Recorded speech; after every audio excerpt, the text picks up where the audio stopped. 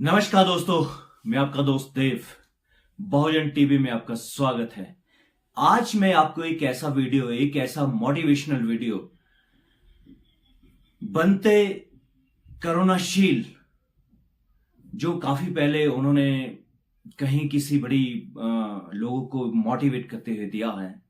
साथियों, एक छोटी सी कहानी करुणाशील जी ने अपने इस मोटिवेशन स्पीच में बताई है कि एक जंगल में आग लग गई, और जंगल में जब आग लग गई तो जंगल में आग लगी, जितने भी जंगल के जानवर थे, जितने भी जंगल के पक्षी थे, वो कहीं दूर चले गए।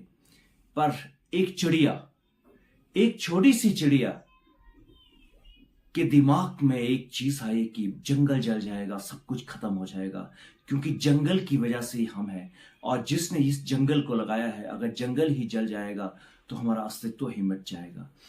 और चिड़िया ने एक प्रयास शुरू किया कि अपनी चोंच में पानी लाया, और वो पानी उसको बुझाती गई, अपनी चोंच में पानी लाती गई और उसको बुझाने की कोशिश की।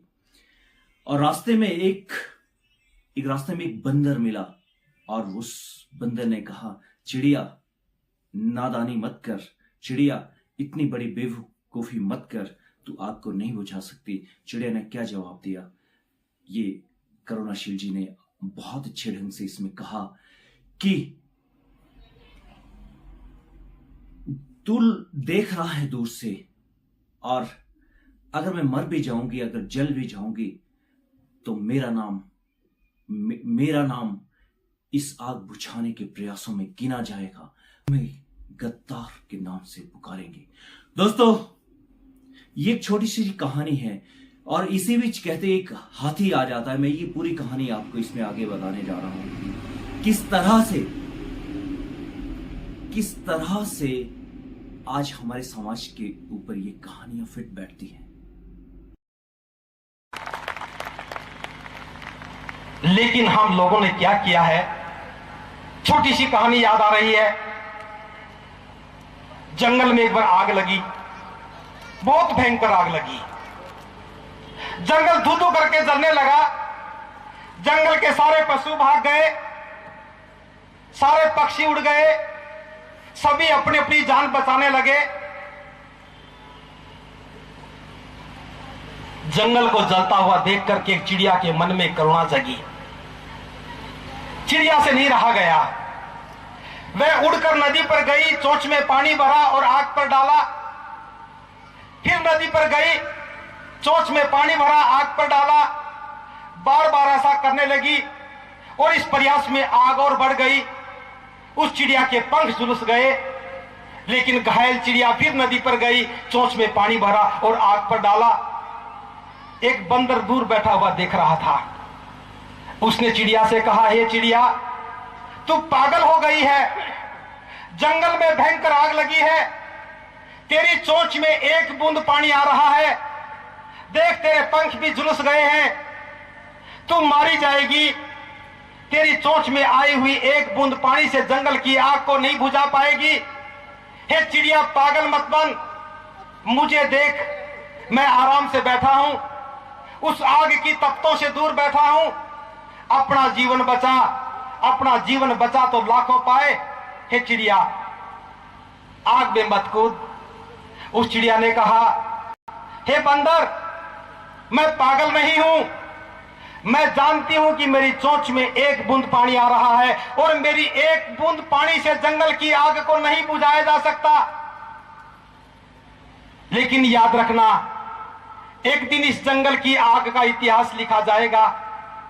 हे बंदर, एक दिन इस जंगल की आग का इतिहास लिखा जाएगा, और उस इतिहास में तेरा नाम गद्दारों की सूची में आएगा।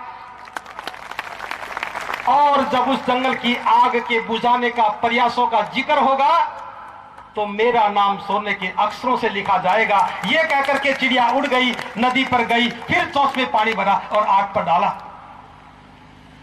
उसी समय एक हाथी दूर से सुन रहा था। उसने कहा, हे चिड़िया, तूने बंदर को क्या कहा, मुझे भी समझा दे, मेरी समझ में नहीं आया। चिड़िया रुकी और चिड़िया ने कहा, हे हाथी, इस जंगल को देख रहे हो, यह जंगल हमारा आश्रयदाता है। इन वृक्षों की छाया में हमने जीवन जिया है, इनके फल और फूलों को खा करके हमने भूख मिटाई है। आज ये हमारा जीवन दाता जंगल, आज ये हमारा आश्रयदाता जंगल जल रहा है। गद्दार हैं वे लोग जो इस जंगल को जलता हुआ छोड़ करके अपना जीवन बचा करके भाग रहे हैं। मैं तो इस आग बुझाने के प्रयास में लगी हूं। ये कहकर के चिड़िया उड़ गई और फिर नदी पर गई और आग बुझाने लग गई।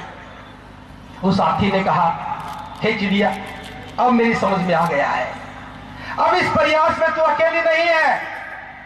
मैं नहीं चाहता कि मेरा नाम गद्दारों की सूची में आ जाए और मैं भी तेरे साथ प्रयास में खड़ा हो गया हूं। हाथी ने चिंगाड़ मारी, जंगल के सारे हाथी आ गए और नदी पर गए, सूंड में पानी भरा, आग पर डालने लगे और आग बुझ गई। प्रिय उपासकों, यह जंगल की आग थी जो बुझ गई, लेकिन मेरी कहानी अभी खत्म नहीं हुई। साथियों, आप इस वीडियो को पूरा देखिए और हमारी कोशिश है कि इस तरह के मोटिवेशनल वीडियो आपके सामने लाए जाए और जरूर इस चैनल को सब्सक्राइब करिए, शेयर और लाइक भी करिए। ये एक बहुजन का चैनल है, ये एक ऐसा चैनल है हमारे पास, एक जिसको मैं कह सकता हूं अपना एक गोदी मीडिया है हमारा बहुजन का, और हम इस मीडिया से ही आगे जा सकते हैं और इस मीडिया से ही एक दूसरे से कनेक्ट हो सकते हैं। करुणाशील जी ने आगे कहा कि बाबा साहब ने हमें एक वाक दिया, एक ज्ञान का वाक दिया, एक संविधान दिया हमें, और उस संविधान की संरक्षण में अगर ये संविधान नहीं होता तो शायद हमारी स्थिति इस देश में क्या होती। इसकी जो व्याख्या है करुणाशील जी ने आगे बड़े अच्छे ढंग से की है।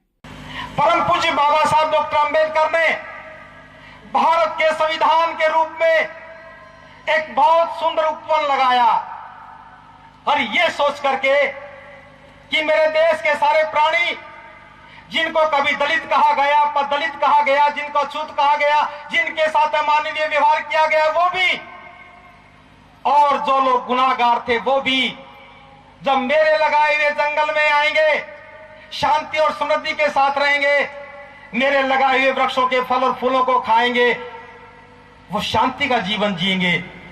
ये सोच करके बाबा साहब ने उस उपवन में ज्ञान के वृक्ष लगाए और ये सोच करके कि मेरे समाज के लोग आएंगे, ज्ञान के फलों को खाएंगे और विद्वान बन जाएंगे, और जब विद्वान बन जाएंगे तो वो अपने जीवन को अंधेरे से बाहर निकाल करके गुलामी की बेड़ियों को काट करके मुक्त हो जाएंगे। और मुक्ति का ख्वाब बाबा साहब ने देखा और भारत के संविधान में लिख दिया कि भारत का संविधान सभी लोगों की सुख समृद्धि में बराबर का हक देता है। बाबा साहब ने उसी उपवन में धन के वृक्ष लगाए, नौकरियों के रूप में, कारोबार के रूप में, यह सोचकर मेरे समाज के लोग ज्ञान के फल को खा करके विद्वान हो जाएंगे तो वो अपनी विद्वता का उपयोग करते हुए इस देश के शासन और प्रशासन को चलाने के लिए उन्हें आवश्यकता होगी नौकरियों की। नौकरियां हमें मिली और नौकरियों से हमारे घर में धन आया, उस धन के उपयोग से हमने सुख और सुविधाएं खरीदी। हम देख रहे हैं कि जो लोग नौकरियों में आ गए उनके जीवन बदल गए और जो लोग नौकरियों में नहीं आए उनके जीवन आज भी वैसे के वैसे हैं। तीसरा वृक्ष बाबा साहब ने लगाया राज का। जानते थे बाबा साहब कि रानी की कोख से पैदा होने वाला राजा बनता है। मेरे समाज ने तो आज तक किसी राजा के राज तिलक को भी नहीं देखा, मेरे समाज के लोगों ने तो राजा की झांकियों को भी नहीं देखा, फिर ये राज कैसे कर पाएंगे। इसलिए बाबा साहब ने राज के वृक्ष लगा दिए, ये कहकर जो गली मोहल्ले के फल को खाएगा वो मेंबर बन जाएगा, जो दूर के क्षेत्र का खाएगा वो विधायक बन जाएगा, और बड़ी दूरी के फलों को खाएगा वो देश की लोकसभा में जाकर के भारत का शासक बन जाएगा। उन्हीं बाबा साहब डॉक्टर अंबेडकर ने, जिन्हें हिंदू धर्म में पैदा होने के कारण नफरत का, उत्पीड़न का शिकार होना पड़ा, महाकारुणिक तथागत के धम्म का वृक्ष लगाया और यह सोचकर जब ज्ञान को उपलब्ध होकर के, धन को पाकर के, सत्ता की बागडोर हाथ में लेकर के जब मेरे समाज के लोग तथागत को जाकर के नमन करेंगे, बुद्धं शरणं गच्छामि कहेंगे, तो पूरा भारत बौद्ध में हो जाएगा और पूरा भारत बौद्ध में हो जाएगा। यही तो संविधान की परिसंकल्पना थी कि भारत बौद्ध में बन जाए। लेकिन हमने क्या किया? आज बाबा साहब का लिखा हुआ संविधान जल रहा है। साथियों, आज की स्थिति देखिए आप। पूरे, मैं कह सकता हूं पूरे भारत में क्या स्थिति है। आज जहां ऐसे शिक्षण संस्थान है जहां पर कि ज्ञान बंटना चाहिए, वहां बंटता क्या है? वहां खिचड़ी बंट रही है, वहां दलिया बंट रहा है। और जब बच्चा घर आता है तो माँ ये नहीं पूछती है, माँ ये सवाल नहीं पूछती है कि बेटा आपने क्या पढ़ा, बेटा आपने क्या क्या अर्जित किया। माँ पूछती है बेटा आपने क्या खाया। ये स्थिति है। और आप देख रहे होंगे कि उन स्कूलों में किन लोगों के बच्चे ज्यादातर पढ़ने जाते हैं, और आने वाले दिनों में उनका कंपटीशन किन लोगों से होने वाला है, ये भी आप लोग सब जानते हैं। इसीलिए आपने देखा होगा कि बहुत बड़े बड़े हमारे बहुजन के बड़े बड़े लोग कभी भी सरकारी स्कूल में बच्चों को पढ़ाते नहीं हैं। और हम बार बार ये सवाल भी करते हैं कि वो लोग क्यों नहीं इसमें पढ़ाते हैं। जो लोग टीचर है उसी स्कूल के, वही लोग क्यों नहीं पढ़ाते हैं उस स्कूल में? क्योंकि वहां ज्ञान नहीं दिया जाता है। क्योंकि वहां ज्ञान नहीं दिया जाता है, वहां खाने के लिए प्रेरित किया जाता है, वहां ज्ञान नहीं बांटा जा रहा है। वहां सिर्फ की भूख मिटाई जाती है, ना कि ज्ञान की भूख बढ़ाई जाती है। जिन लोगों ने नौकरियां ली, जिन लोगों ने शिक्षा ली, जिन स्कूलों में जाकर के पढ़ करके आए, बाबा साहब के दिए हुए शिक्षा के कानून से हमें ज्ञान मिला। जिन लोगों ने ज्ञान लिया उन्होंने अपने बच्चे बाहर निकाल लिए, और आज सरकारी स्कूलों में ज्ञान की बजाय दलिया बढ़ता है। जब बच्चा घर से स्कूल में जाता है तो हाथ में कटोरा लेकर के जाता है, और मां पूछती है कि बेटा चम्मच भी ले ली क्या? जब बच्चा स्कूल में जाता है, जब हम पढ़ते थे देखा करते थे कि मास्टर क्या पढ़ाएगा, और आज बच्चा देखता कि मास्टर जी क्या पकाएगा। और वही बच्चा घर में लौट करके आता तो माँ पूछती कि बेटा क्या खा करके आया, और बहुत सारी समझदार माँ तो ये भी पूछती है कि बेटा मेरे लिए भी लेकर के आया। गुनाहगार हैं वे लोग जो बाबा साहब के संविधान की वजह से ज्ञान को उपलब्ध हो गए, और ज्ञान को उपलब्ध होने के बाद अपने बच्चों को डॉक्टर इंजीनियर बना रहे हैं, विदेश में पढ़ने भेज रहे हैं। कैसे भूल गए कि हमारे समाज के बच्चों के हाथ में कलम और दवात की जगह कटोरे और चम्मच आ गए हैं। गद्दार हैं वे लोग जो अपने समाज के बच्चों के हाथ में कटोरा दे करके भी शर्म नहीं आती, और शास्त्रों को जाकर के नमन करते हैं, संविधान की गरिमा का ख्याल नहीं करते हैं। आज से 100 वर्ष पूर्व 23 मार्च 1913 में बाबा साहब को वजीफा मिला था। बड़ौदा के महाराज ने वजीफा दिया। जून के महीने में बाबा साहब विदेश गए, जुलाई में पहुंच गए थे। 100 वर्ष हो गए। बड़ौदा के महाराज के द्वारा दिया गया वजीफा जो मात्र 2 साल के लिए था, 25 रुपया महीना था, उस वजीफे को पाकर के बाबा साहब ने इतना ज्ञान हासिल किया। लेकिन बाबा साहब नहीं भूले कि मुझे वजीफा मिला, और मैं पैदा भी नहीं हुआ था, बाबा साहब ने मेरे नाम भी वजीफा कर दिया। हम सबको वजीफा मिला है। भारत के संविधान के कारण हम सबको वजीफा मिला। और मैं समझता हूं किसी का घराना उच्च रहा होगा, जिन्होंने किसी की गुलामियां की होंगी, हो सकता है कि वो तो समृद्ध रहे होंगे, लेकिन स्वाभिमानी लोग गरीब थे। हमें वजीफा ना मिला होता, मुझे नहीं मिला होता तो मैं भी डॉक्टर नहीं बनता, आपको नहीं मिला होता शायद आप भी ना पढ़ पाते। लेकिन हम लोग उस वजीफे को लौटाना भूल गए। हमें अपने बच्चे की फीस भरना याद रहता है, और अपने पड़ोस में रहने वाले बच्चे की फीस का हम कभी ख्याल नहीं करते। याद रखना, समाज कभी भूला। साथियों, बाबा साहब ने 1956 में एक भाषण में कहा था, मुझे अपने लोगों ने धोखा दिया। और जब वो भाषण दिया था तो बाबा साहब की आंखों में आंसू आ गए थे। आज हमें आज उस वक्त तो उस वक्त था, इतना एजुकेशन नहीं था, उस वक्त लोग डरते थे, उस वक्त इतनी बड़ी मोटिवेशन नहीं थी, उस वक्त इतना बड़ा मीडिया नहीं था, उस वक्त इतनी बड़ी शिक्षा नहीं थी। आज लोग शिक्षित हैं। आज किसने धोखा दिया? आप डिसाइड करिए बाबा साहब को किसने धोखा दिया। आज भी हम लोग एक मंच पर नहीं हैं। आज भी हम बहुत सारी जातियों में बंटे हैं और आज भी हम एक बहुजन ही एक दूसरे को अछूत समझता है। बहुजन के संगठन बने हैं, वो संगठन भी एक साथ नहीं आते हैं, वो भी एक दूसरे को अछूत समझते हैं। देश में बहुजन एकता मिशन बहुत सालों से काम कर रहा है कि एक छत के नीचे लोग आए हैं, फिर भी उनको संगठित करना, उनको गठित करना बहुत ज्यादा मुश्किल होता है और हो रहा है। नहीं करता। 18 मार्च 1956 को बाबा साहब आगरा में आए थे, तो उन्हीं बाबा साहब ने कहा था कि मुझे मेरे ही समाज के पढ़े लिखे लोगों ने धोखा दिया है।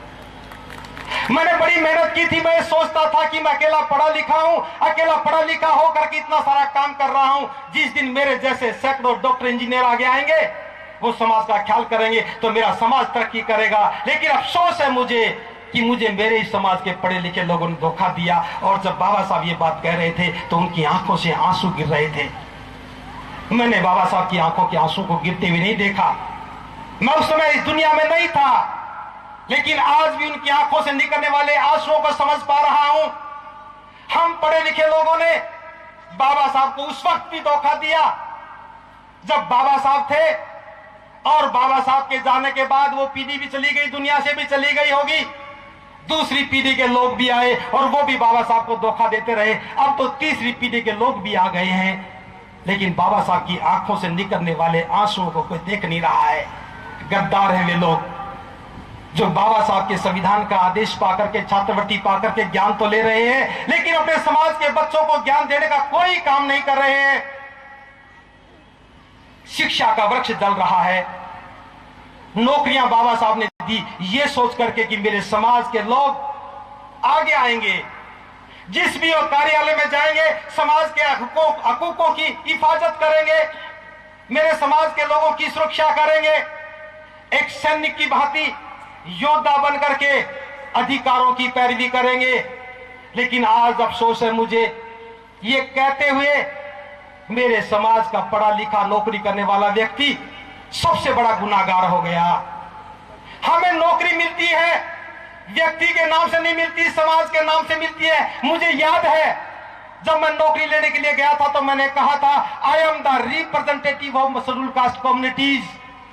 मैं अनुसूचित जाति के लोगों का प्रतिनिधित्व करता हूं, क्योंकि बाबा साहब ने नौकरी किसी व्यक्ति के नाम से नहीं, जाति के नाम से नहीं, जातियों के समूह के नाम से दी थी। हम समाज के प्रतिनिधि बनकर के नौकरी करने जाते हैं, लेकिन तनख्वाह मिलती है तो हम बड़ी बेशर्मी से कहते हैं ये तनख्वाह मेरी। अगर कोई आयोजन करता चले जाते हैं कि हम विशाल सम्मेलन कर रहे, कुछ सहयोग करो, तो थोड़ा सा पैसा दिखा देते हैं। गद्दार हैं वे लोग जो नौकरियों में आए लेकिन नौकरियों को बचा नहीं सके। आपकी संतानें आज बेरोजगार होकर के दर दर की ठोकरें खा रही हैं। जो पहले अध्यापक 35-40 हजार रुपए में तनख्वाह लेकर के पढ़ाया करता था, आज वही पढ़ा लिखा नौजवान 2-3 हजार रुपए में प्राइवेट स्कूलों में पढ़ा रहा है। गुनाहगार हैं वे लोग। दोस्तों, देश में नारा लगता है 85 का। देश में नारा लगता है कि बहुजन का नारा लगता है। बहुजन का मतलब बहुसंख्यक। एक विधानसभा के अंदर हमारी कम से कम 30% की प्रेजेंटेशन होती है। 30% लोग हमारे होते हैं, बहुजन के लोग होते हैं, दलितों के लोग होते हैं, और वहां का एमएलए हमारे सपोर्ट से बनता है। और एक चीज और कहता हूं मैं दोस्तों, प्राइवेट सेक्टर में हम कह रहे हैं कि हमें वहां पर भी कुछ रिजर्वेशन दे, वहां पर भी हमें नौकरी मिले, पर प्राइवेट कंपनियां क्या कहती हैं, हम इन्हें नौकरी नहीं दे सकते हैं क्योंकि उनका उत्पाद गिरता है। दोस्तों, अगर हम उन कंपनियों के उत्पाद को लेना बंद कर दें, अगर हम उन कंपनियों के प्रोडक्ट को लेना बंद कर दें, तो वो लोग रोड पर आ जाएंगे। हमारी वजह से हम बहुत बड़े खरीदार हैं देश में। हम देश में खरीदार भी हैं और देश को बनाते भी हैं। देश के इंफ्रास्ट्रक्चर को भी बहुजन बनाता है। देश की जितनी भी कला है, जितनी भी चीजें यहाँ पर बनती हैं, वो बहुजन को उसको बिल्ड करता है, ना कि कोई दूसरी कैटेगरी। पर दोस्तों, हमें क्या है हमारे अंदर एक ही चीज है कि हम संगठित नहीं हैं, ना ही हम संगठित होना चाहते हैं। हम ऐसी काल्पनिक व्यवस्था में फंसे हैं, हम ऐसी काल्पनिक व्यवस्था में जीते हैं जहां पर हमें अच्छा लगता है, हमें चार्म दिखता है, जहां पर हमें ऐसा लगता है कि हम एक कंफर्ट जोन में आ जाते हैं कि कुछ नहीं किया है हमारे महापुरुषों ने हमारे लिए। तो शिक्षित होकर के नौकरियों में आ गए, अपने बच्चों को नौकरियां नहीं दिलवा सके, और नौकरी नहीं दिलवा सके कोई बात नहीं। कारोबार के क्षेत्र में भी हमने क्या किया। प्रेम मुंजाल कहता है, हीरो होंडा कंपनी का मालिक, कि हम अनुसूचित जाति के लोगों को आरक्षण नहीं देंगे, हमारी क्वालिटी गिर जाती है। के बजाज ये बजाज ग्रुप का मालिक कहता है, हमें विदेश से कंपीट करना पड़ता है, इसलिए हम आरक्षण नहीं देंगे। और हम बेशर्मी के साथ सुन करके चुप हो जाते हैं। अगर हमारा समाज जागरूक होता, बाबा साहब की बात को मान रहा होता, तो हम भी कहते, ए मिस्टर प्रेम मुंजाल, ए के बजाज, ना तेरी हीरो होंडा मोटरसाइकिल खरीदेंगे और ना तेरे बजाज का कोई प्रोडक्ट खरीदेंगे। हम में गैरत है। अगर बहुजन समाज के लोग ये खरीदना बंद कर देते तो प्रेम मुंजाल तो टायर पंचर की दुकान खोलता और के बजाज किसी बिस्कुट की फैक्ट्री में काम करता। लेकिन गद्दार गुनाहगारों के लिए कभी कोई जगह नहीं होती और नौकरियां आज खत्म हो गई।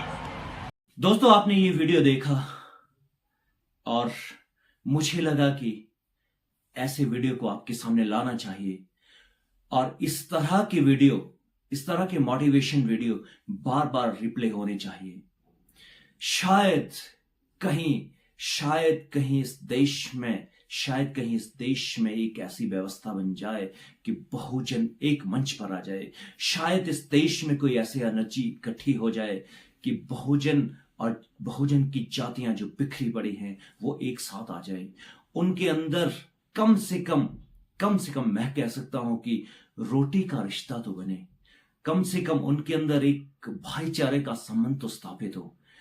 दोस्तों, आपने हमारा वीडियो देखा, आपने हमारे चैनल को सराहा, आपने हमारे बहुत सारे वीडियो देखे और बहुत सारी व्यूअरशिप दी और बहुत सारी सब्सक्रिप्शन दी। इसी तरह से हम एक बीटीवी, एक ऐसा मीडिया आपके सामने डेवलप करना चाहते हैं। हो सकता है आने वाले दिनों में ये वीडियो बहुत ज्यादा हमें एक करने में, हमें भाईचारा पैदा करने में, हमें आगे ले जाने में, हमें आर्थिक, सामाजिक और राजनीतिक रूप से आगे ले जाने में एक बहुत बड़ा टूल का काम करे। जय भीम, नमो बुद्धाय, नमस्कार।